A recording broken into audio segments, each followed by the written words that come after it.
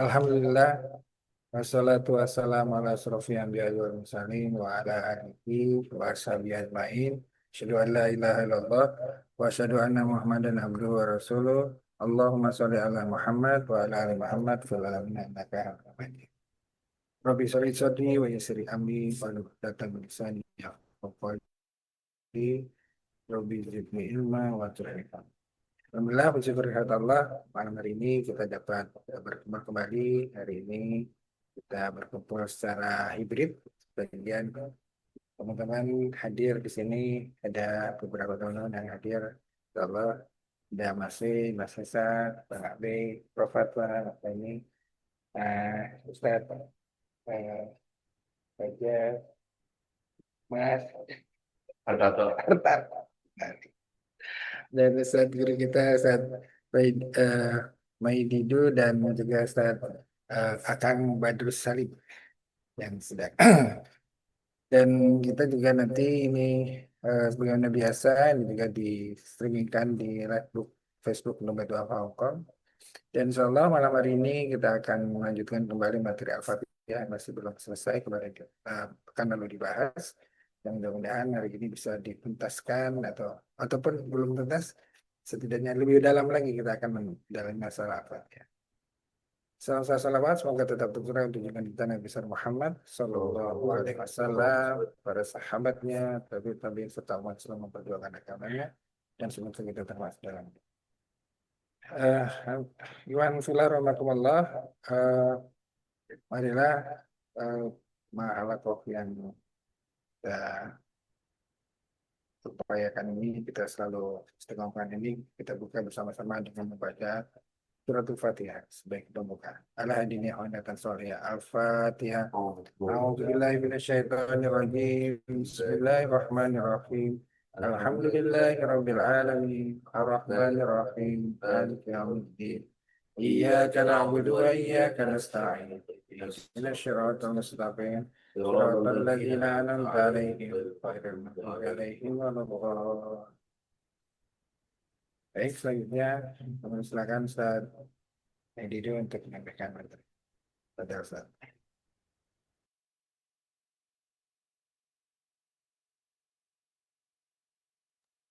Bismillahirrahmanirrahim. Assalamualaikum warahmatullahi wabarakatuh. Waalaikumsalam.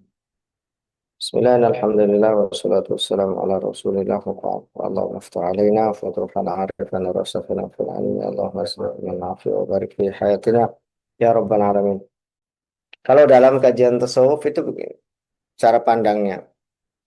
Al-Quran ini diturunkan di bulan suci yang disebut dengan bulan Ramadan. Kemudian Quran ini dibawa oleh malaikat yang dalam surat Al-Waqiah la yamassuhu illal mutahharun. Tidaklah yang membawa amanat dari Al-Quran ini kecuali malaikat-malaikat yang Allah sucikan.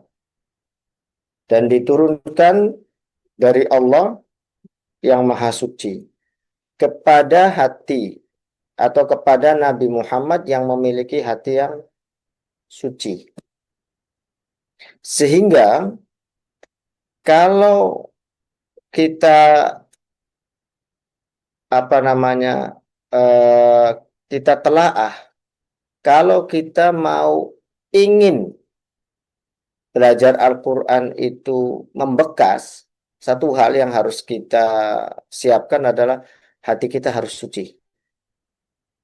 Hati kita harus suci. Itu nanti akan mudah masuknya dan dia bisa bersemayam di dalam sanubari yang terdalam. Sehingga Quran ini bisa merubah pola pandang, pola pikir, cara berpikir kita. Quran ini bisa merubah ucapan kita, Quran ini bisa merubah sikap kita. Tapi kalau misalkan hatinya tidak disiapkan bersih, tidak disiapkan suci, maka Quran akan mental. Quran akan kembali lagi kepada zat yang maha suci. Sehingga di awal-awal Al-Fatihah itu saya sampaikan, barangkali hadirin atau sahabat Dompet Duafa Hong Kong baru mengikuti, bisa melihat rekaman-rekaman yang sebelumnya tentang bagaimana Allah memperkenalkan dirinya melalui Bismillahirrahmanirrahim. Allah memperkenalkan sifatnya. Allah akan selalu memberi dan Allah akan selalu sayang kepada uh, manusia. Jadi nggak usah kita itu risau dengan kehidupan kita. Kemudian Allah pun mengajarkan kita, karena kita punya Tuhan yang namanya Allah, yang memiliki sifat akan selalu memberi walaupun tidak kita minta, yang akan selalu sayang walaupun kita tidak meminta belas kasihan Allah, karena Allah punya sifat itu secara mutlak. Sehingga yang jadi manusianya cukup apa? Cukup bersyukur melalui yang Allah ajarkan, alhamdulillahi rabbil alamin. Allah lah Tuhan semesta alam. Allah lah yang mengatur alam semesta ini. Dengan cara apa Allah mengatur? Dengan cara memanage alam semesta ini. Metode atau manajemennya adalah manajemen Ar-Rahman Ar-Rahim. Ternyata sifat penyebutan lafaz Ar-Rahman Ar-Rahim pada lafaz Bismillahirrahmanirrahim dengan penyebutan sifat Ar-Rahman Ar-Rahim pada ayat itu memiliki pemaknaan yang tersendiri. Kemudian sampai kapan Ar-Rahman Ar-Rahimnya Allah ini? Artinya begini, ketika Allah punya sifat kasih sayang, kemudian mengatur alam semesta ini dengan manajemen kasih sayang, maka sudah sempurna sebenarnya kehidupan kita ini. Tidak perlu kita risaukan. Hanya saja iblis selalu bermain la aqudana ala siratal mustaqim. Iblis akan senantiasa duduk menghalangi perjalanan manusia menuju Allah. Disinilah kemudian terjadi konflik, ya, konflik kepentingan antara kepentingan kita kepada Allah dan kepentingan iblis untuk menghalangi kita dari kepentingan kepada Allah. Nah, kemudian sampai kapan kasih sayang Allah ini? Sampai maliki yaumiddin, sampai hari akhir. Baru kita memasuki pada ayat iyyaka na'budu wa iyyaka nasta'in. Baik, ini saya tampilkan tentang pemaknaan daripada iyyaka na'budu wa iyyaka nasta'in. Sebelumnya sudah saya sampaikan bahwa mulai dari Bismillahirrahmanirrahim, Alhamdulillahirabbil alamin, Arrahmanirrahim, Maliki yaumiddin, Iyyaka na'budu, ini adalah pembagian. Kalau dalam tafsir Ibnu Katsir, dibagi surat Al-Fatihah ini sinfaini, dua bagian. Bagian yang pertama adalah menjelaskan tentang hak Allah, dan bagian kedua adalah menjelaskan tentang hak serta kewajiban manusia. Dari titik iyyaka na'budu ini, apa yang kita dapat? Sirrul khalqi wal amri. Ternyata, dari situ berarti ya. Ternyata, sirrul khalqi wal amri. Ternyata lafaz iyyaka na'budu itu adalah, disitulah rahasia Allah menciptakan manusia, menciptakan alam semesta. Sirru itu sir, rahasia. Al-khalqi penciptaan wal amri. Semua perkara Allah ciptakan, Allah adakan alam semesta ini, ya karena tujuannya satu, untuk ibadah gitu loh. Ya. Makanya ada satu kitab namanya itu At-Tabarruk, At-Tabarruk fi nasihatil muluk, tentang nasihat untuk pemimpin, penguasa. Di situ dipertanyakan kenapa Allah menciptakan ibadah di tengah-tengah manusia. Supaya, jawabannya adalah supaya manusia itu merasa kalau dia adalah manusia. Supaya dia itu merasa kalau dia butuh Allah. Itu diciptakannya ibadah. Jadi ini adalah sirrul khalqi wal amri. Jadi memang untuk penghambaan. Wal kutubi wa syara'i, kitab-kitab yang Allah turunkan, syariat yang Allah turunkan, as-sawab, adanya pahala, wal iqab, adanya balasan, intaha ila hatainil kalimataini. Itu berakhir pada dua kata ini, yaitu iyyaka na'budu. Semua perkara apapun ujungnya cuma satu, iyyaka na'budu. Maka bagaimana lafaz iyyaka na'budu ini kita terapkan misalkan untuk teman-teman yang tinggal di Hong Kong, untuk teman-teman PMI. Saya sering sampaikan begini, kerjaan kita itu bisa punya nilai ibadah, bahkan lebih besar. Tadi siang saya sampaikan ada apa namanya PMI, saya kurang tahu siapa namanya. Jadi begini, kan minta wejangan, minta nasihat. Kemudian saya sampaikan, ada satu pesan Nabi yang luar biasa. Beliau menyampaikan bahwa, wahai para sahabatku, maukah engkau aku sampaikan satu pesan yang kalau kamu amalkan ini, maka akan merubah cara pandang dan cara hidup kamu. Maka para sahabat pasti mau ya Rasulullah. Apa kata Nabi? Ittaqillaha haitsuma kunta. Bertakwalah kepada Allah dimanapun kamu berada. Ini pas sekali. Pas sekali untuk siapapun seorang yang mengaku muslim, seorang yang mengaku mukmin, harus mengedepankan atau selalu membawa dirinya, menyertakan dirinya beserta Allah. Ittaqillah. Prioritaskan Allah dimanapun kamu berada. Kenapa? Ini penting. Karena ini adalah kata kunci untuk kemudahan dalam hidup kita. Sebab begini, ada satu penafsiran di dalam surat Al-Kahfi yang ditafsirkan oleh Imam Asy'arawi tentang urusan dunia.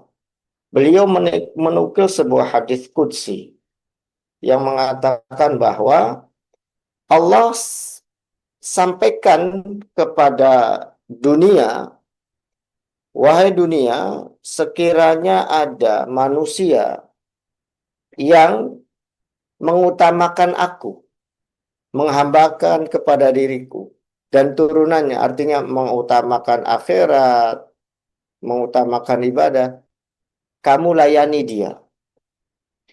Jadi hidup ini sudah pasti kita itu dapat materi. Karena seseorang kalau kehabisan rezekinya, itu satu kata kuncinya, harus mati. Jadi orang mati itu orang yang sudah kehabisan rezeki. Maka selama kita hidup, berarti cadangan rezeki kita masih banyak. Terus apa yang ditakutkan? Iya kan? Nah, disitulah iblis masuk untuk memberikan kecemasan. Jadi, ketika kita mengutamakan Allah, maka kata Allah, layani dia. Allah memerintahkan kepada dunia untuk melayani manusia yang orientasinya adalah Allah. Sebaliknya, kalau ada orang yang orientasinya adalah materi, lelahkan dia. Kalau bahasa Arabnya itu perbudak dia. Perbudak dia.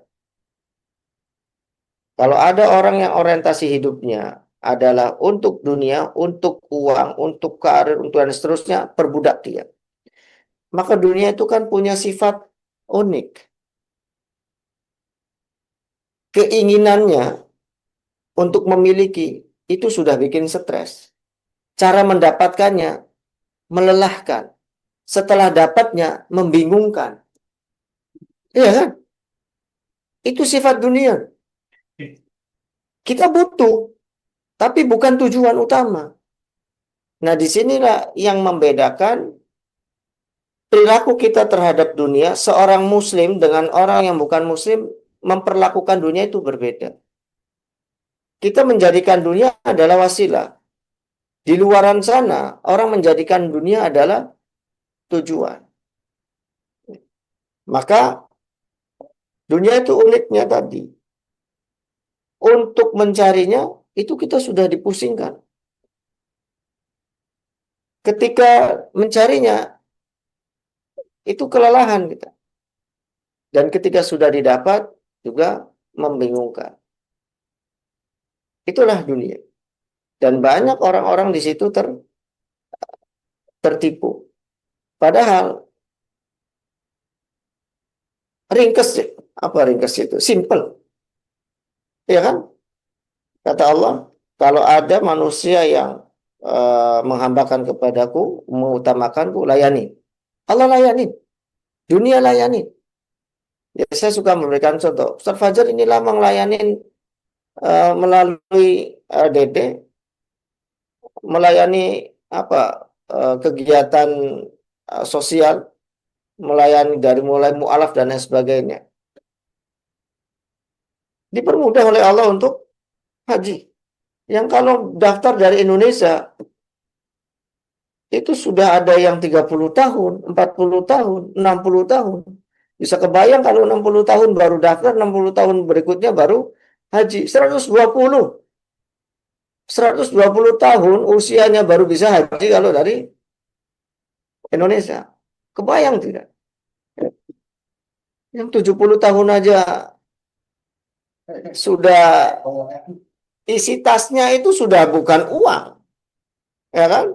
Koyo, minyak, fresker, kemudian semuanya. Sudah nggak bawa uang itu. Ya karena sudah kaya, gula sudah punya. Sudah dibawa-bawa kepadanya. Bahkan segala batu sampai dibawa-bawa itu di batu ginjalnya itu. Nggak ada di ginjalnya, di empedunya ya kan. Baik. Artinya ketika kita mendahulukan Allah, Allah akan permudah. Nah, pesan tadi ittaqillah haitsuma kunta wa atbi'is sayyi'ata tamhuha al-hasanata tamhuha. Dan tutup keburukan dengan kebaikan. Banyak contohnya. Wa khaliqin nas bi khuluqin hasanin. Saya tidak akan panjang ke sana karena tadi hampir 1 jam. Nanti malah saya mau fokus di sini. Baik. Intahi ila hatainil kalimataini wa alaihima madarun ubudiyah wa tauhid. Dan yang namanya ibadah ini atau yang namanya at-thawab wal iqab, yang namanya siksa, nikmat dan sebagainya itu tergantung pada ibadah dan tauhid. Hatta qila anzalallahu mi'ah kitabu arba'a kutub. Allah itu menurunkan, ini kalau ada di dalam kitab Qatrul Ghaith ya. Allah itu menurunkan 104. Mudah-mudahan saya tidak salah. 100 lembar suhuf, 4-nya adalah kitab. Jama'a ma'aniha fit Taurat wal Injil wal Quran. Dari 104 ini terhimpun kandungannya itu di dalam Taurat, kemudian di dalam Injil, dan di dalam Al-Quran. Wa jama'a ma'aniha hadhil kutub atsalasa fil Quran. Dan Taurat, Injil, serta Quran ini dihimpun lagi, diringkas lagi, terdapat dalam satu kitab yang disebut dengan Al-Quran. Kemudian wa jama'a ma'ani al-Quran fil mufassal. Dan makna-maknanya terdapat dalam Al-Quran dijelaskan secara rinci. Wa jama'a ma'ani al-mufassal fil Fatihah. Dan rincian ini terhimpun di dalam surat Al-Fatihah. Wa ma'anil Fatihah, dan Al-Fatihah itu diringkas. Poin pentingnya hanya ada di iyyaka na'budu wa iyyaka nasta'in. Jadi seluruhnya perjalanan dari para nabi, kemudian dengan berbagai kitabnya, dengan berbagai ajarannya, ada di satu ini. yaitu pada lafaz iyyaka na'budu wa iyyaka nasta'in. Wa huma al-kalimatanil maqsumatani baina rabbi wa baina abdi nisfaini. Lafaz iyyaka na'budu wa iyyaka nasta'in ini adalah kalimat yang dibagikan antara dua. Satu miliknya Allah dan satu adalah miliknya manusia. Nisfaini. Fanisfuhuma lahu ta'ala. Yang setengahnya adalah milik Allah, yaitu lafaz iyyaka na'bud. Wa nisfuhuma li abdihi, dan setengahnya lagi adalah untuk manusia, wa iyyaka nasta'in. Oke, dari sini kita memahami bahwa ada kewajiban kita kepada Allah dalam kehidupan ini, yaitu ibadah. Nah, sekarang wal ibadatu tajma'u aslaini. Syaratnya ibadah itu harus ada dua pondasi. Apa? Ghayatul hubbi,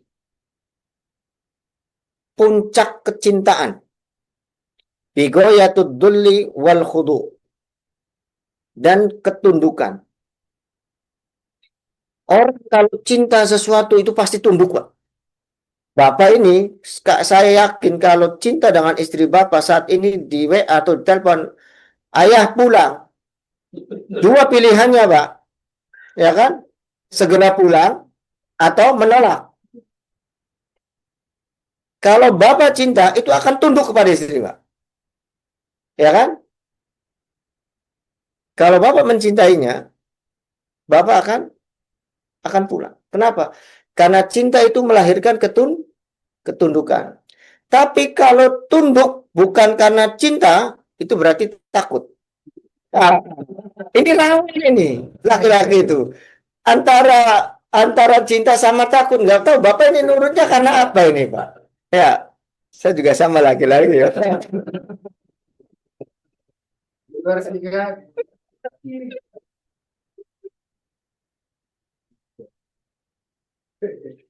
Saya lihat kehidupannya misalkan Pak Adi. Pagi berangkat, malam pulang. Ya kan? Untuk siapa? Untuk istri itu Pak Adi ya. Nggak pernah memikirkan apa kebahagiaan dirinya. Itu tunduk Pak Adi ini. Tapi nggak tahu basicnya takut karena cinta. Wal ibadatu tajmu aslani ghayatul hubbi bi ghayatul dhulli wal khudu. Wal arabu taqulu tariqun mu'abbad ay mudallal. Wa ta'abbud, dan yang namanya ibadah adalah at-tadallulu wal khudu, yaitu ketundukan dan ketaatan. Faman ahbabtahu, maka barang siapa, kalau ada orang ahbabtahu, kamu mencintainya, walam takun khadian, tapi kamu tidak tunduk, lahu lam takun abidan lahu. Kalau kamu mencintai sesuatu kemudian tidak tunduk, maka itu bukan ibadah namanya. Bukan penghambaan, bukan perbudakan. Ini mana ininya? Mana? Ini Pak. Ini. Faman ahbabtahu, maka orang yang kamu cintai, jika kamu mencintai dia, jika kamu mencintai seseorang, walam takun khodi'an, tapi kamu itu tidak taat, tidak tunduk, lam takun abidan, maka bukan penghambaan namanya. Jadi penghambaan, jadi ibadah itu ya harus cinta, ya harus tunduk. Gitu loh, Pak. Itu baru penghambaan. Waman khoda'ta lahu bila mahabbah, tapi kalau kamu tunduk kepadanya bila mahabbat, tanpa cinta, lam takun abidan, maka itu bukan penghambaan. Hatta takuna muhibban khodian, sampai kalian mencintai dan tunduk. Harus muncul rasa cinta kepada Allah. Dan harus muncul kecintaan itu melahirkan ketundukan. Itu baru disebut ibadah. Kenapa banyak orang yang misalkan ibadahnya dilalaikan atau lalai karena satu hal, bisa jadi dia tidak cinta. Dan tidak ada alasan kita untuk tidak mencintai Allah.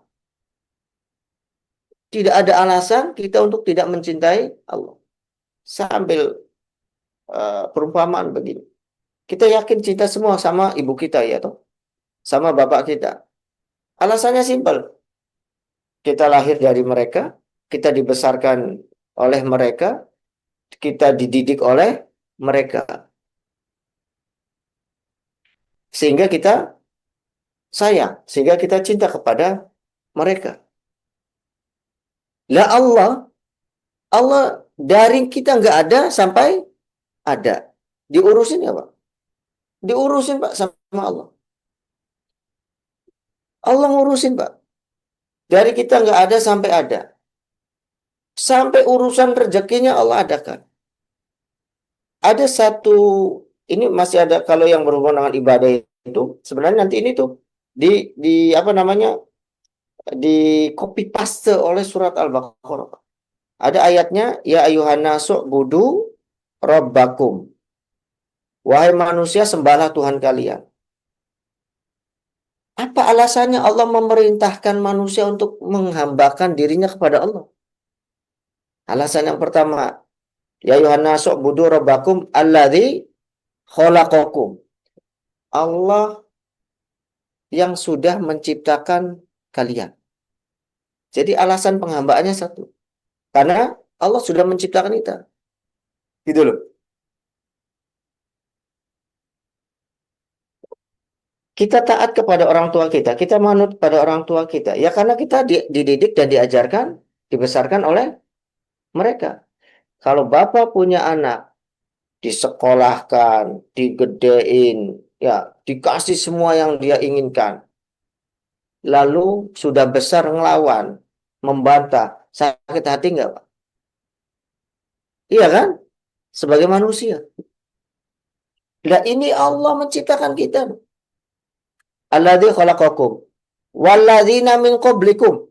Dan Allah juga sudah menciptakan orang-orang sebelum kita. Waalaikumsalam. Moga Pak, hati-hati Pak. Iya.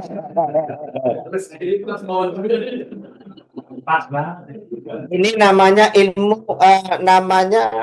ilmu yang apa istilahnya amal soleh. Iya, langsung diamalkan. Iya, amal soleh itu adalah perbuatan yang sesuai dengan keilmuan.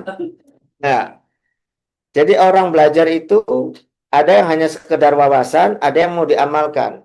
Amalan yang sesuai dengan ilmu namanya amal soleh. Tapi kalau amalan yang tidak sesuai dengan ilmu itu bukan amal soleh. Baik, ada orang belajar ilmu tapi tidak diamalkan, maka ilmunya tidak bermanfaat. Kita kembali lagi ke sini.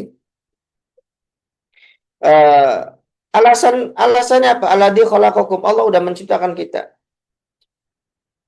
Walladzina min qablikum, dan menciptakan orang-orang sebelum kita. Jadi orang-orang tua kita, orang-orang pendahulu kita sampai kepada Nabi Adam, Allah sudah ciptakan itu. Alladzi khalaqakum walladzina min qablikum. Tujuannya apa? La'allakum tattaqun. Apakah sampai di situ Allah diam? Tidak. Sesudah Allah ciptakan manusia, Allah juga ciptakan ruang geraknya. Di mana pantasnya manusia?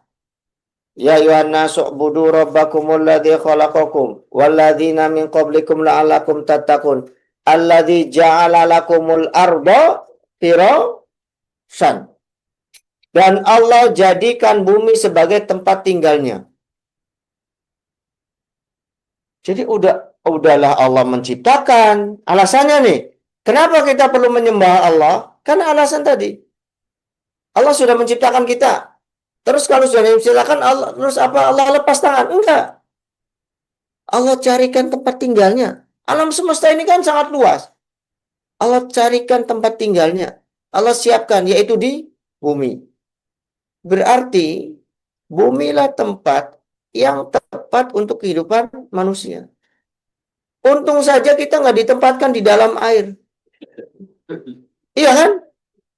Dikasihnya hidung sama paru-paru ditempatkan dalam air mati, Pak, nggak nyampe semenit 2 menit, Pak. Iya kan? Kebayang, Pak, misalkan kita punya hidung, gitu loh. Terus ditempatkan oleh Allah di air. Itu air laut, buih semua, Pak. Karena napas kita blutuk, blutuk, blutuk, blutuk. Iya kan? Beruntung juga kita tidak ditempatkan di dalam tanah. Karena bukan tempat kita. Dan beruntung pula kita tidak ditempatkan di udara. Kita tidak seperti burung, kita tidak seperti ikan, kita tidak seperti cacing. Artinya ini tempat yang layak.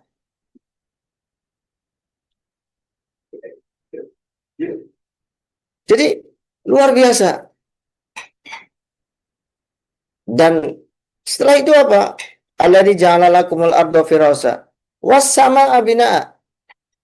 Supaya manusia ini tidak mengalami bahaya tinggal di bumi, Allah semacam kasih penghalang, kasih pelapis, supaya tidak ada benda-benda langit yang jatuh ke bumi. Jangankan kena makhluk langit, Pak. Makhluk angkasa gitu loh. Bebatuan dan lain sebagainya yang gede-gede tentunya. Kejatuhan sampah, bekas roket atau bekas ini aja bisa mati, Pak. Ya sama aja sudah. Ya benjut-benjut mah lumayan dah. Tapi Allah luar biasa sayangnya ke kita sampai melindungi sedemikian rupa gitu loh. Sampai-sampai kalau ada benda asing yang mau jatuh ke bumi, Allah musnahkan dengan cara dibakar. Ini saking sayangnya. Bumi juga enak kita pijak, Pak. Keras tidak, lembek juga tidak. Betul kan, Pak? Kita menginjak ini, Pak. Bumi nggak terlalu keras dan tidak terlalu lembek. Kebayang kalau misalkan bumi kita lembek, Pak. Pak, jalan ambles. Ya. Kalau bumi terlalu keras kita pijak, kita mungkin nggak akan pernah nyaman. Yang lebih kerennya lagi, di kaki kita ini ada pelapis yang tipis, tapi disitulah rahasianya kita bisa berjalan. Kalau tanpa pelapis itu, ada dokter di sini. Kalau ada dokter saya mau nanya, pelapisan itu apa namanya? Kalau tanpa pelapis itu, Pak, kita nggak bisa berdiri, Pak. Kenapa? Sergot-sergot kalau kata orang Cirebon itu. Sakit, ngecis-ngecis. Jadi ada di telapak kaki itu, Pak.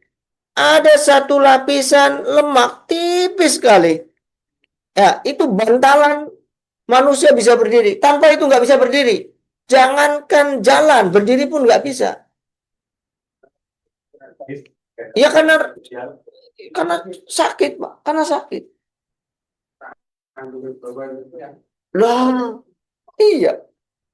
Sementara topangan badan kita itu kan jadi sudah sedemikian rupa gitu loh. Tanah ya dibikin enak, langit ya dibikin aman. Ini yang dimaksud dengan Allah jadikan bumi firasha wasamaa binaan. Maka bukan perkara sepele, Pak. Napas juga kita enak. Iya kan?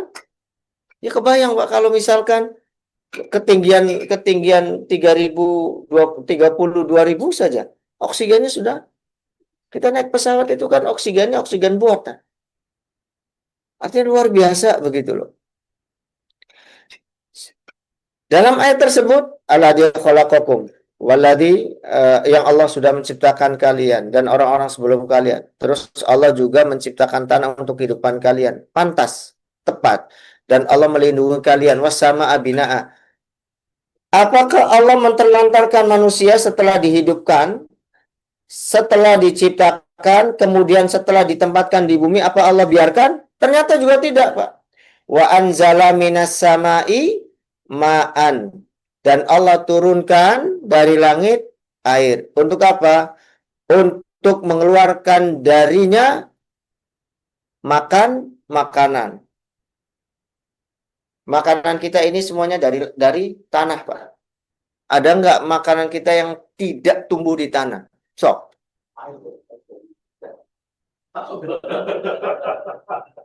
Bapak makan sapi, sapinya makan rumput. Rumputnya tumbuh dari telepong. Telepongnya dari sapi. Ya kan? Bapak makan burung yang terbang.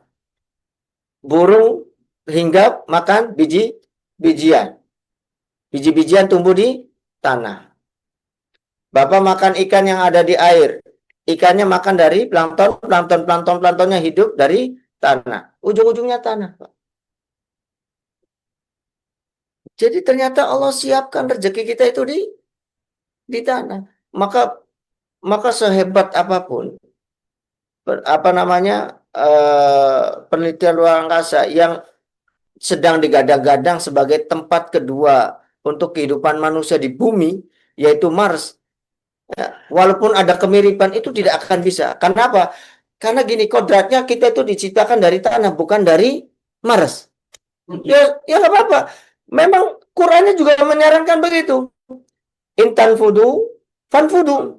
Ya, la tanfudu illa bisultan. Kalau kamu mau menembus langit, silakan tembus. Dan tidak bisa kamu tembus kecuali dengan teknologi, dengan ilmu pengetahuan. Nah, untuk tinggal di sana, bisa tidak? Ya mungkin sehari, 2 hari, sebulan, 2 bulan, setahun, 2 tahun. Tapi kalau untuk selamanya, di sana bukan tempatnya.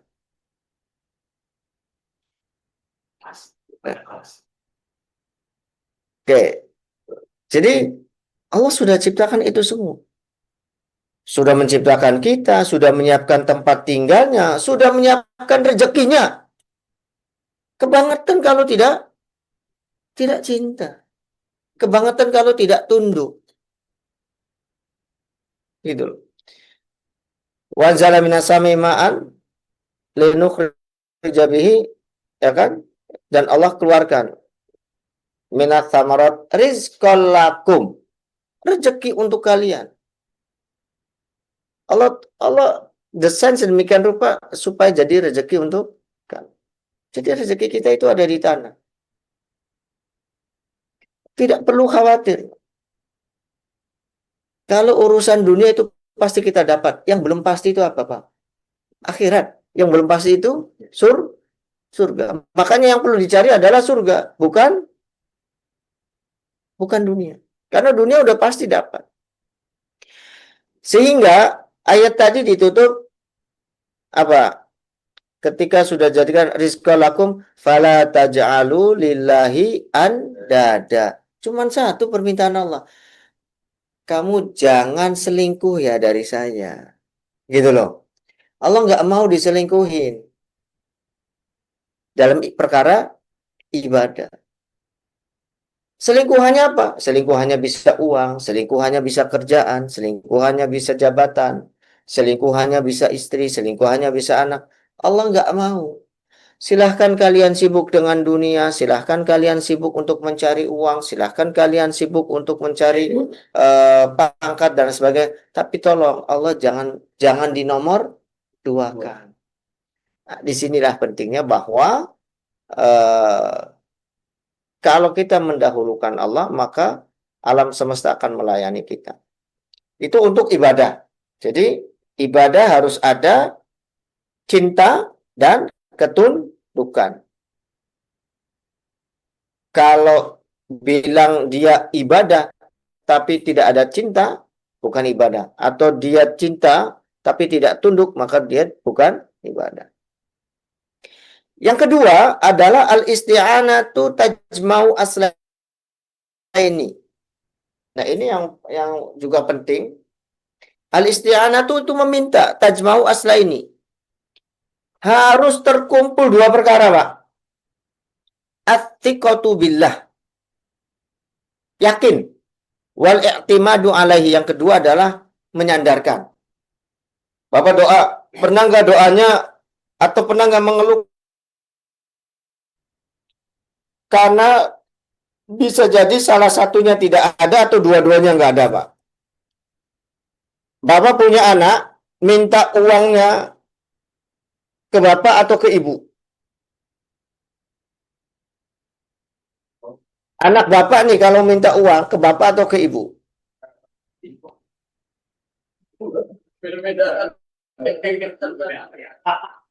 Oke. Atau waktu kita kecil minta uangnya ke siapa? Ke ibu. Kenapa ke ibu? Satu, karena ibu punya duit. Nih, nggak mungkin kalau bapak kalau kita nggak akan mungkin meminta kepada orang yang nggak punya, ya nggak? Karena kita meyakini kalau ibu punya duit, itu namanya siko, dan kita yakin juga kalau ibu akan ngasih. Belum tentu punya uang dia akan ngasih. Dan apa yang mau dikasih? Kalau kita minta, kalau dia tidak punya. Dan Allah punya dua-duanya. Siko ini, Pak, percaya, yakin. Allah punya. Satu. Karena Allah punya segalanya, toh. Kita sering baca, kalau baca doa apa namanya itu, pagi dan petang. Atau kalau kita tahlil, lillahi ma fis samawati wa ma fil ard. Udah selesai Pak hidup. Allah punya semuanya kok.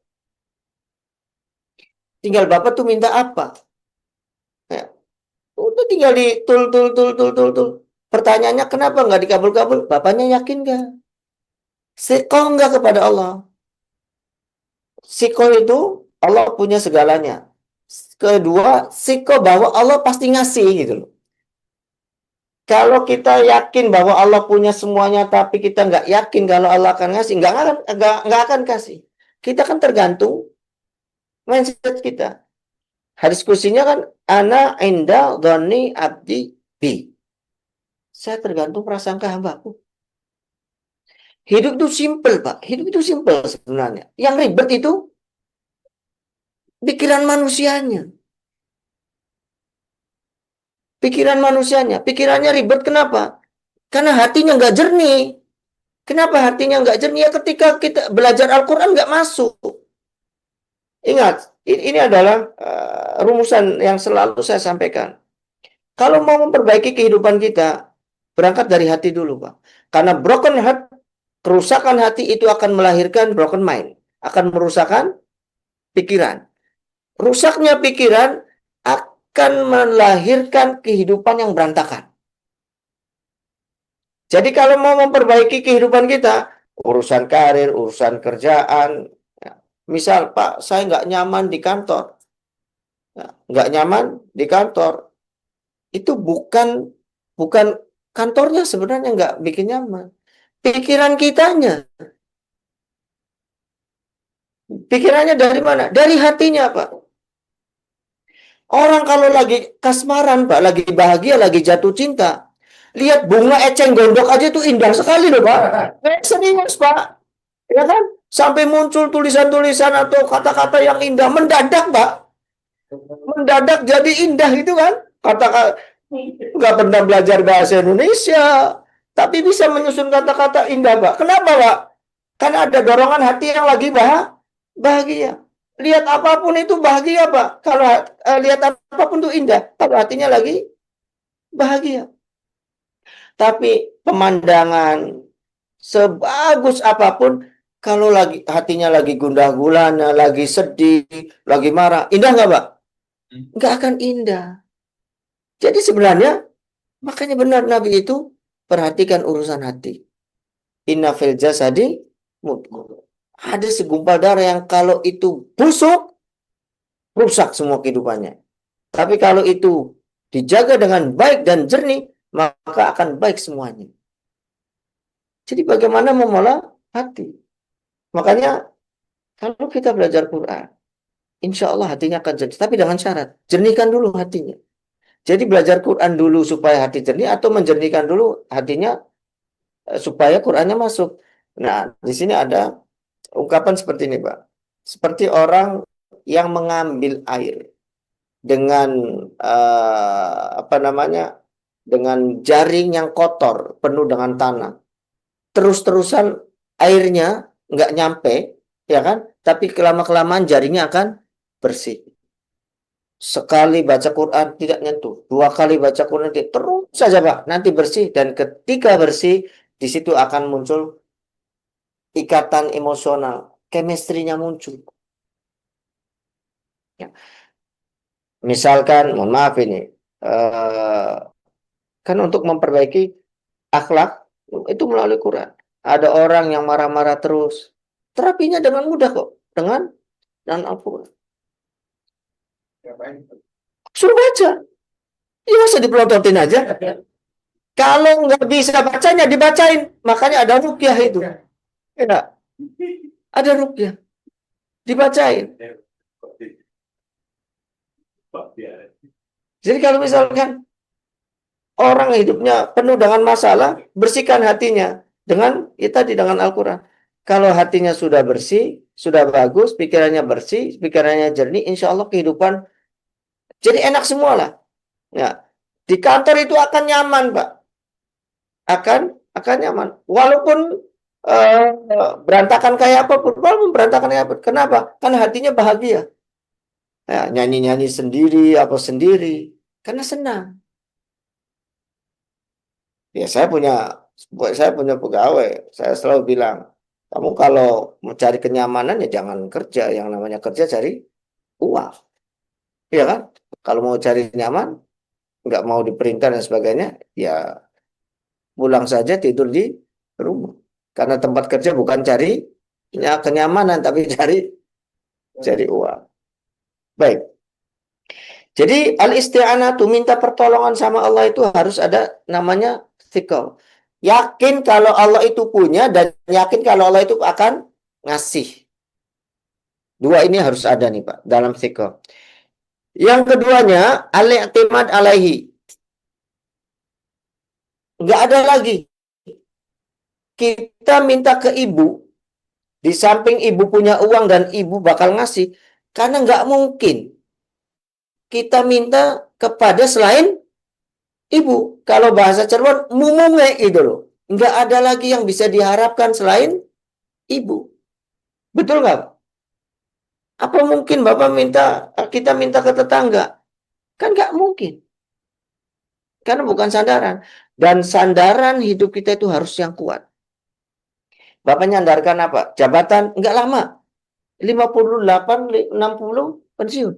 Ya kan? Sandarannya apa? Uang. Nggak lama. Sandarannya apa? Kekayaan. Nggak lama. Sandaran yang paling lama dan abadi adalah Allah. Makanya Allah tuh sehari-hari kalau kita baca Al-Ikhlas, Allahus Samad. Allah tempat bergantung, Allah tempat bersandar. Bapak, kenapa Bapak nyandar di tembok? Karena temboknya, Bapak yakin kalau tembok ini kuat. Gitu loh. Bapak nggak akan nyandar ke tembok kalau temboknya rapuh. Iya kan? Kalau kita jadikan sandaran selain Allah, itu rapuh. Maka yang punya jabatan, wah saya mumpung punya jabatan, bla bla bla, rapuh. Selama apa sih? Punya kekayaan, sirna. Punya orang tua, akan ada masanya meninggal. Jadi yang harus dijadikan sandaran adalah Allah. Dan itu yang paling kuat. Nah, bisa nggak kita memunculkan keyakinan bahwa, ya Allah, saya tuh minta ini nggak ada lagi yang bisa saya mintain kecuali Engkau gitu loh. Itulah sandarannya. Maka syaratnya doa kan harus yakin. Yakin Allah ngasih, ya. Kemudian tidak ada yang bisa dimintain selain Allah. Apapun bisa, Pak. Apapun bisa. Ya asal kita doanya yang jangan macam-macam. Misalkan ya Allah jadikan saya Tuhan misalkan. Nah, itu kan, nah, itu kan bukan wilayahnya. Baik. Fa innal abda qad yathiqu bil wahidi minan nas wa la ya'tamidu alaihi fi umurihi ma thiqatihi. Karena begini, karena manusia itu bisa jadi yakin dengan seseorang, tapi nggak menyandarkan. Itu loh. eh, bapak juga punya uang, ibu punya uang, ya kan? Bapak juga kalau ayah kita kalau kita minta uang ngasih nggak? Ibu juga kalau kita minta uang ngasih. Tapi kita sandarannya kepada ibu. Padahal ayah juga punya. Paham ya Pak? Ini yang dimaksud dengan fa innal abda qad yathiqu, karena manusia itu kadang yakin dengan seseorang. Wala ya'tamidu, tapi orang ini nggak bisa diandalkan gitu loh. Ya, nggak bisa diandalkan. Mau ngasih apa namanya, tapi nggak bisa disandarkan. Kenapa? Ya karena bisa jadi bapaknya lagi pergi, bapaknya lagi jauh, atau bad mood. Ya, diceramen dulu sebelum ngasih. Ya kan gak enak. Makanya wala yatamidu alaihi fi umuri ma'atiqatihi listigna ihi anhu, karena nggak butuh, karena tidak membutuhkannya. Kita butuhnya kepada ibu.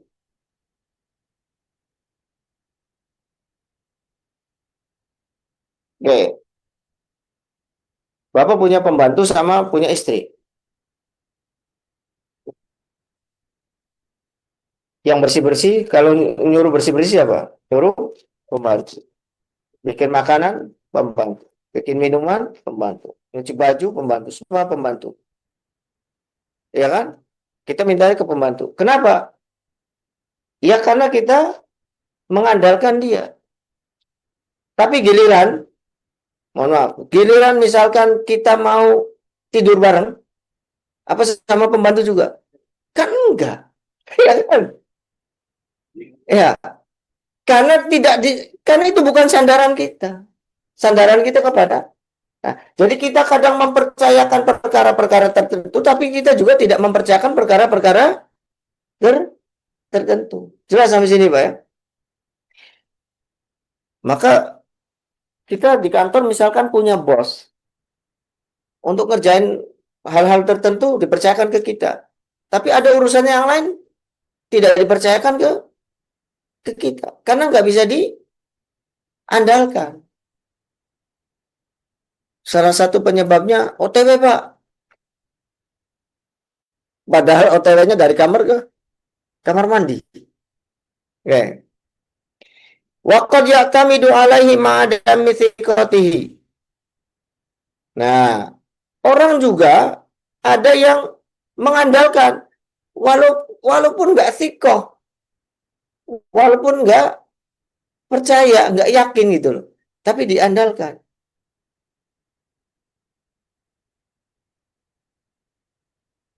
Lihajatihi ilaihi, karena kebutuhannya. Wali adami man yakumu maqamahu, atau karena tidak ada yang bisa melakukannya. Di kantor tuh banyak staf, banyak karyawan dan sebagainya, tapi semuanya keluar, yang sisa cuman security, Pak. Kan tugasnya jaga. Pas butuh untuk mengirimkan berkas, kira-kira Bapak yang suruh nunggu karyawan lain pulang atau security ini yang bisa di ini kan? Iya kan? Nggak ada lagi gitu, cuman adanya dia. Jadi yang di Waalaikumsalam. Masya Allah. Perjuangan seorang ayah, Pak. Ini karena cinta, Pak. Ya, kalau Pak Ghazali ini karena cinta, bukan karena takut. Kita lagi membahas perbedaan antara cinta dan takut. Ya, tentang laki-laki yang tunduk kepada istrinya. Wa yahtaju ila i'timadi alaihi ma'anahu ghairu wathiqin bihi. Oke. Jadi kalau kita doa ya harus yakin dan harus muncul bahwa ya Allah, tidak ada yang bisa saya sandarkan permintaan ini kecuali padamu. Jadi memasrahkan sesuatu kan sebenarnya, menyerahkan sesuatu kan menyandarkan semuanya. Betul nggak, Pak? Oke. Jadi itu Pak ya, ibadah harus ada dua hal, yaitu cinta dan tunduk. Pertolongan, meminta pertolongan dari Allah dalam doa juga harus ada dua hal, yaitu yakin dan mengandalkan, atau apa bahasa apa iktimat itu, menyandarkan, iya kan, ya hanya Allah yang kita andalkan. Itu di lafaz iya karena berdua iya karena. Nah, bisa nggak nih Pak, ketika kita sholat Allahu Akbar kemudian baca ketika iya karena bud iya karena stain, ada value, ada ruh dari ayat tersebut bahwa ya Allah, saya cinta. Sehingga sesuatu yang kita lakukan karena cinta itu ringan, Pak. Bapak mencintai pekerjaan, nyaman loh, Pak. Ya kan? Tapi kalau kita mengerjakan sesuatu bukan karena cinta, berat nggak, Pak? Kenapa kita senang makan? Ya, ya karena kita, ya kan? Nah, intinya begitulah. Baik, jadi ketika kita sholat Allahu Akbar, ketika membaca iya karena abudu wa iya karena nasta'in, itu harus ada ruh, Pak. Harus memunculkan ruh. Supaya Al-Fatihah ini, bacaan Al-Fatihah ini bisa merubah, Pak. Bisa merubah pola pikir kita, hati kita, kehidupan kita. Karena ingat, di awal pertemuan ini, Al-Fatihah itu obat untuk badan, obat juga untuk hati. Karena kalau hatinya sehat, pikiran sehat juga akan melahirkan kehidupan yang bahagia, yang menyehatkan. Kita sampai jam berapa, Pak? Sampai jam 11. Online-nya sudah kan? Udah tutup, Pak. Baik. Oh, ini nggak bisa digeser lagi ya? Ini udah selesai nih. Oh, enggak dari sini, dari saya maksudnya. Bisa saya kontrol. Enggak, lanjut Pak di halaman berikutnya, di halaman A2 terus. Nah, ini. Ya, tadi. Iya.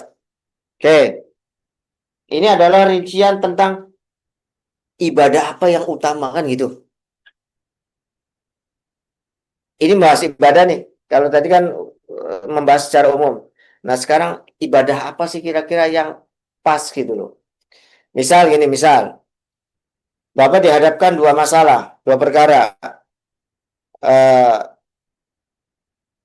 Datang Idul Kurban sama dapat info bahwa Bapak belum dikekain misalkan. Atau Bapak punya anak, antara mengkekakan anak sama mengkorbankan. Kira-kira pilihannya mana? Kira-kira pilihannya mana itu? Iya kan? Berbarengan dengan Idul Kurban, anak lahir. Kurban dulu atau keka dulu atau kurban dulu, atau dua-duanya dengan satu kambing misalkan. Atau misalkan datang bertepatan dengan hari Arafah misalkan, bertepatan dengan hari Senin, puasa Senin dulu atau puasa Arafah. Nah, ini dibahas, Pak. Jadi kita tidak bisa menentukan ini, itu ada ilmunya. Afdhalul ibadat ahlu maqam iyyaka na'bud. Ulama-ulama yang berkecimpung fokus pada perkara ibadah, lahum fi afdhalil ibadat wa anfa'iha wa haqqa bil ithar wa taksis arba'atu turukin wa hum fi dzalika arba'atu asnaf. Ada 4 golongan yang yang membagi, atau ada 4 golongan orang yang memandang atau cara pandang tentang ibadah mana yang utama.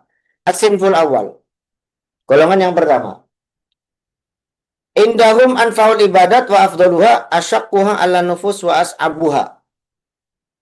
Kelompok pertama ini mengatakan bahwa ibadah yang terbaik, ibadah yang paling afdol itu adalah ibadah yang berat dilakukan dan sulit dilakukan. Wah, ini buat mereka yang senang dengan tantangan ini, Pak.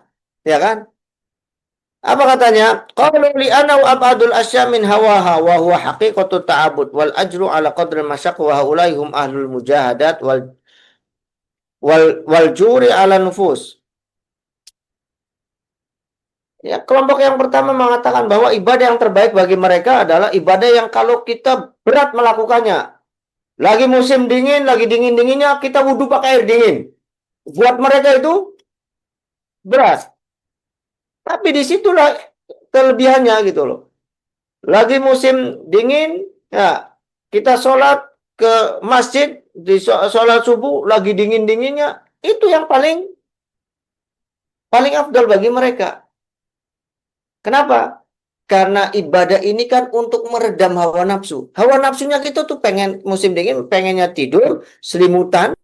Ya, kalau ada selimut yang bisa kentut ya mau dilanjut gitu itu kan. Yang bisa bernapas misalkan. Untuk di sini nggak, insya Allah nggak ada ini, Pak. Empat-empatnya ini jomblo semua gitu ini, Pak. Kasihan juga.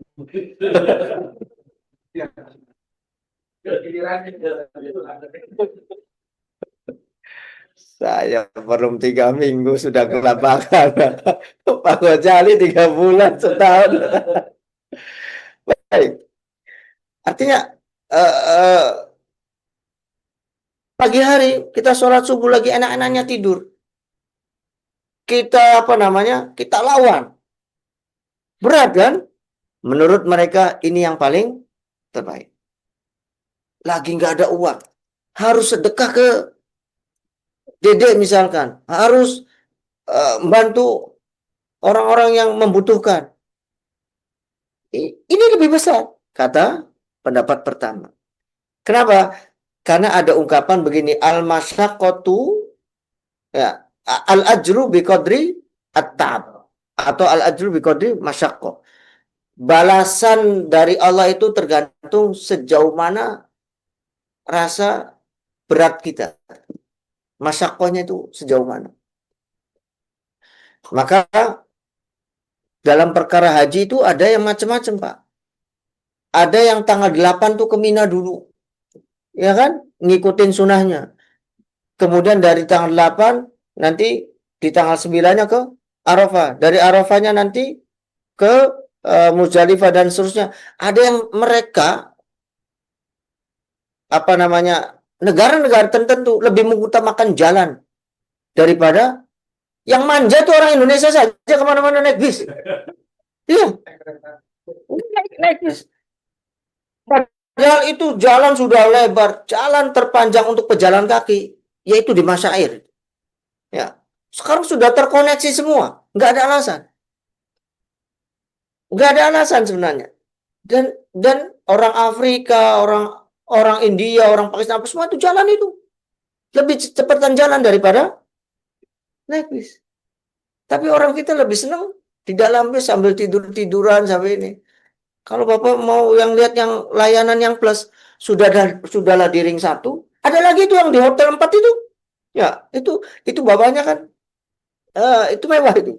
Ya. Udahlah di ring 1, dekat dengan jamarotnya. Di dalamnya ya sudah ada AC, ada kasur. Itu dihias, Pak, dihias seperti pengantin. Pernah masuk nggak? Kemarin masuk nggak, Ustaz? Karena saya dulu tukang dorong, yang banyak didorong dari situ soalnya. Ya, jadi saya tahu. Iya, fasilitasnya mewah, Pak. Fasilitasnya mewah. Ya. Itu pahalanya sedikit itu karena ini ya. Karena apa? Nggak ada masakohnya, Pak. Capek sedikit, jamaratnya dibadalin. Panas sedikit, oh saya jalannya ini itu. Mas, cariin ada nggak yang mau badalin? Sini siapa aja, saya kumpulin 100, 100, 100, saya badalin semua. Ya. Waktu juga banyak. Oke, menurut mereka adalah masyakoh. Makanya dalam perkara menjamak atau safar, apakah berpuasa atau tidak, itu ada yang menjadikan alasannya ada masyakoh atau tidak. Sehingga kan terjadi perdebatan nih, ya kan? Orang bepergian dalam Ramadan, apakah dia berbuka atau tidak? Ada yang penting mutlakus safar, yang penting dia sudah pergi, sudah memenuhi syarat. Kenapa? Karena ada ayat wa in kuntum fi safarin. Itu loh. Kalau kamu dalam perjalanan, udah ada alasannya. Tapi di ayat itu masih rangkaian wa antasumu khairul lakum. Ditelaah, oh jika ada masyaqah, ada kepayahan. Sehingga perlu apa namanya, kalau perjalanan itu melelahkan, maka boleh dia untuk tidak berpuasa karena ada masyakohnya, ada kepayahannya. Nah, pertanyaannya, perjalanan apa yang ada kepayahan saat ini, Pak? Nggak ada. Duduk di mobil ASEAN, kursinya empuk. Bapak bayang tidak? Perjalanan para nabi. Itu kan bebatuan, Pak. Bebatuan, naik turun gunung. Ya kan? Ya sekarang aja Arab Saudi itu jalannya mulus. Itu kan gunung-gunung yang diratakan, yang dibelah. Dulunya, ya, ya barangkali yang kemarin ke Madinah, itu kan kawasan Uhud apa? Sekarang untuk naik ke atas saja sudah ada mobilnya. Ke gua-gua sudah ada mobilnya, sudah ada angkutannya. Kebayang beliau Nabi itu ke atas. Batu pegunungan yang begitu keras, tajam-tajam dan lain sebagainya. Nah, sehingga menurut mereka ibadah yang paling besar adalah kalau mengandung masyakkoh.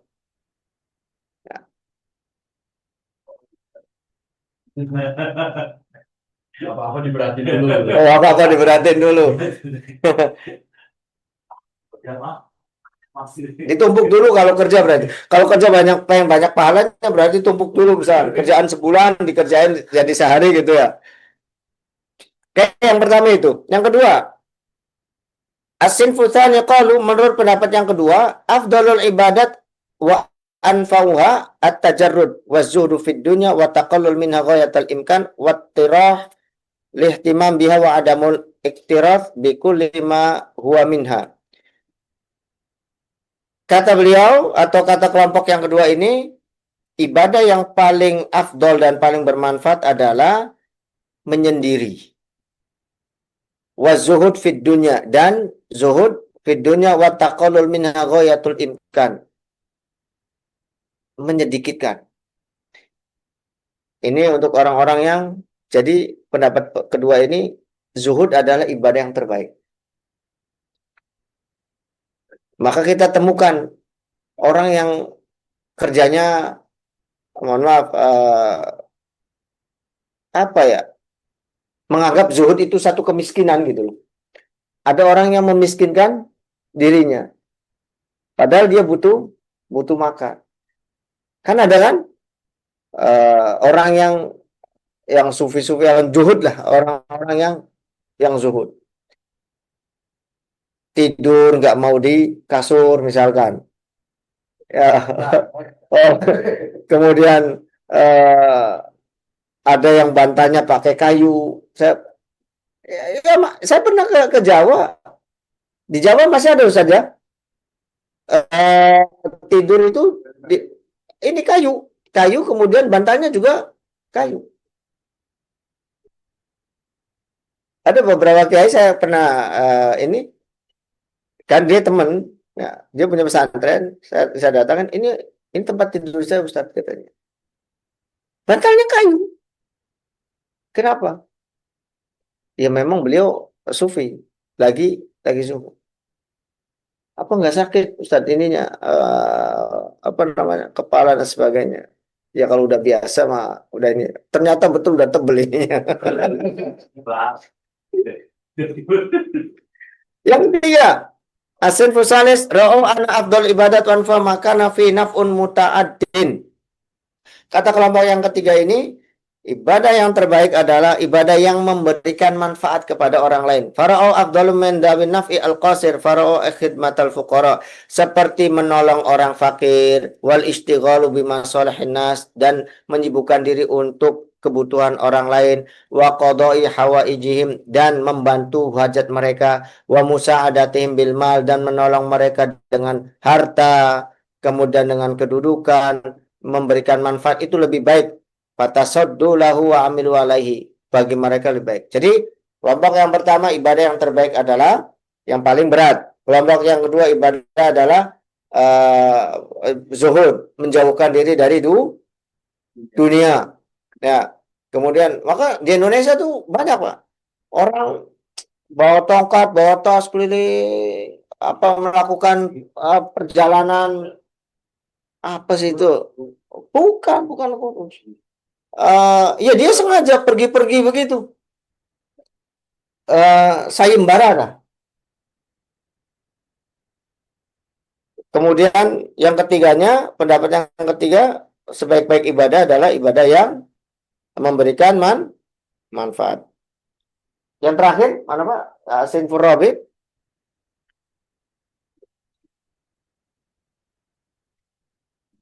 Nah, yang keempat ini adalah inna afdalal ibadati al amalu ala mardatir rabb. Jadi ibadah yang terbaik, yang bermanfaat, yang paling afdal adalah ibadah yang Allah ridhoi. Pendapat yang keempat, fi kulli waqtin bima huwa muqtada dzalikal waqti wa wadhifati. Nah, setiap waktu apa saja afdalul ibadat fi waktu jihad. Ibadah yang paling afdal pada saat jihad adalah al-jihad, perang gitu loh. Kemudian kita singkat ya, sebentar. Perintah aurat. Walaupun sampai ninggalkan wirid min sholatil lail wa siyamin nahar bal min tarkil itmami sholatil fard kama fi halatil amni. Sampai sholat pun dipotong-potong, sholat khauf. Kenapa? Karena perang adalah ibadah yang paling terbaik gitu loh, paling afdol. Yang kedua, wal afdol fi waktu huduri dhaif. Ibadah apa kalau lagi kedatangan tamu? Al-qiyamu bihaqihi, memuliakan tamu. Sekalipun lagi tahajud, sekalipun lagi dua. Wal istighalu bi anil wirdi wal mustahab wa kadal fi adai haqqi zauja wal ahl. Walaupun lagi bercengkrama dengan anak, dengan istri dan sebagainya, kalau ada tamu, yang utama adalah memuliakan tamu. Kemudian wal afdal fi waqti istirsyad at-talib wa ta'limil jahil. Digeser Pak, punten Pak. Waktu yang ibadah apa yang afdal untuk orang istirsyadut talib wa ta'limil jahil al-iqbal ala ta'limi. Kalau ada orang yang mau belajar ke kita, ibadah apa yang paling bagus? Yang ngajarin. Gitu loh. Bapak datang ke sini, kami ajarkan. Karena ini adalah ibadah yang terbaik. Selanjutnya, wal afdal fi awqatis sahri atau fi awqatis sahari. Ibadah yang paling afdal pada waktu sahur apa? Al istighalu bis shalah, yaitu menyibukkan diri dengan salat wal Quran dan baca Quran wa doa wa dzikr wal istighfar dan membaca istighfar. Bahkan ada ayatnya wabil asharihum yastaghfirun, dan di waktu-waktu sahur di situ ada ibadah yang paling bagus yaitu untuk beristighfar. Wal afdal fi waqtil adzan. Ibadah apa di waktu adzan? Tarku ma huwa fi min wirdi wal istighfar bi ijabat, yaitu menjawab adzan. Jangan menyibukkan yang lain. Gitu tuh. Wal afdal fi awqatis shalawatil khams. Ibadah apa yang afdal? Salat 5 waktu. Al-jiddu wa nusya, menunaikan salat 5 waktu. Terus Pak? Wal afdal fi awqati daruratil muhtaj ila musa'ada bil jah wal badan wal mal. Ibadah apa yang terbaik ketika ada orang yang membutuhkan pertolongan? Jawabannya, ya menolong. Gitu loh.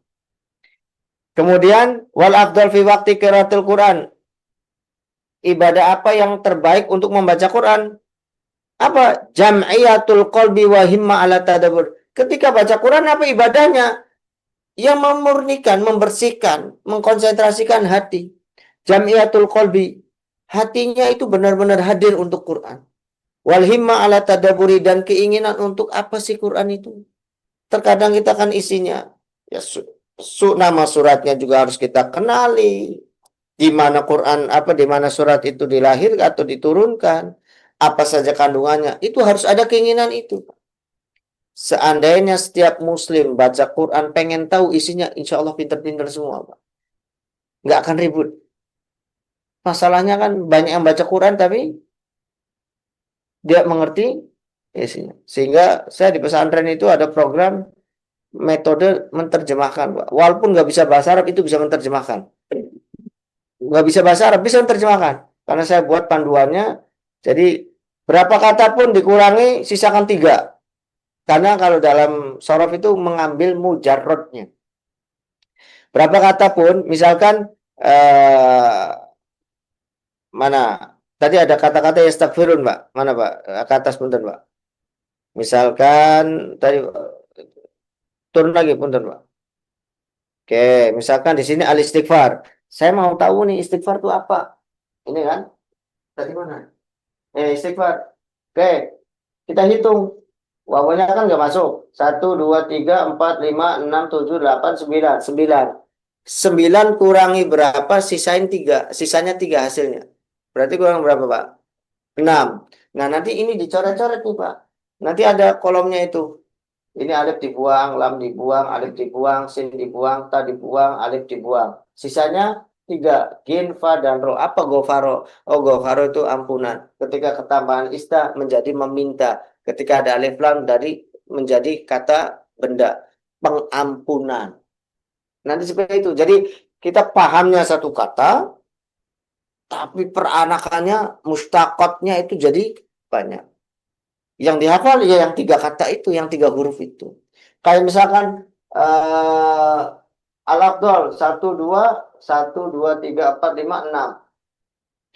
Kira hasil kurangnya berapa? Hasilnya 3. 3 kan? Nanti ini dibuang, ini dibuang fadola. Apa fadola? Kelebihan, keutamaan. Mudah. Ya semua itu bisa dibuat seperti itulah. Misalkan ini istirsyad nih, misalkan istirsyad 1, 2, 3, 4, 5, 6, 7. Kurangi berapa? Kira-kira hasilnya 3, 4. Apa yang dibuang nanti? Sin dibuang, alif dibuang, sin dibuang, tak dibuang, sama alif dibuang. Jadinya rosada. Khulafaur Rasyidin. Nah itu apa rosada? Orang-orang yang cerdas, orang-orang yang benar, orang-orang yang apa namanya lurus gitu. Nah kira-kira begitu. Iya, itu ada metode dan mudah, Pak. Saya kasih tahu, Quran itu mudah. Yang sulit itu alasan kitanya, Pak. Nah, sibuk lah, ya kan? Nggak ada waktu lah. Kemudian susah lah, wes macam-macam. Yang ya itulah manusia memang dalam Quran juga manusia itu diciptakan berkeluh kesah. Terus manusia itu diciptakan banyak alasan. Carian aja ayatnya, Pak. Nah, bukan, ada lagi. Ya, manusia memang banyak alasan. Oleh Al-Quran sudah dicatat itu, Pak. Ya. Baik, lanjut. Walafdol fi waktu qiraatul Quran sudah. Ada lagi nggak, Pak? Terus, walafdol fi waktu wukuf di Arafah. Ibadah apa ketika kita wukuf di Arafah? Ya doa. Gitu loh. Doa, zikir, dunasom, nggak usah puasa. Ya. Masalahnya apa? Masalahnya misalkan gini, cuman setengah jam dengerin khutbahnya, doanya, sisanya ngobrol itu. Nah, harusnya full begitu habis zuhur sampai menjelang maghrib at-tadarru.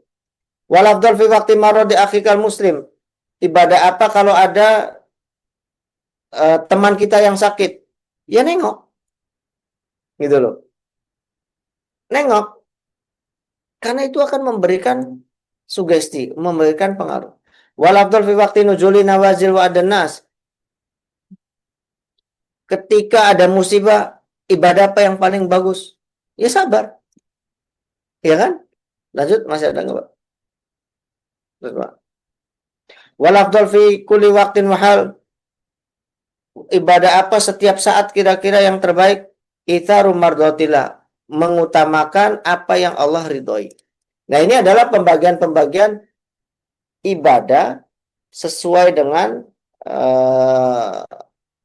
mana yang Allah ridhoi. Jadi 4 bagian ini atau 4 golongan ini ada yang menjadikan ibadah yang paling afdol, ada yang paling berat, atau yang paling zuhud, atau memberikan manfaat atau yang Allah ridhoi. Nah, Bapak tinggal pilih mau masuk golongan yang mana.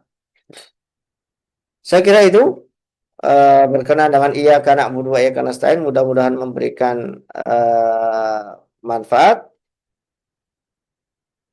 Saya akhiri, wabillahi taufiq wal hidayah. Saya minta maaf. Subhanakallahumma bihamdika asyhadu an la ilaha illa anta astaghfiruka wa atubu ilaik. Assalamualaikum warahmatullahi wabarakatuh. Waalaikumsalam warahmatullahi wabarakatuh.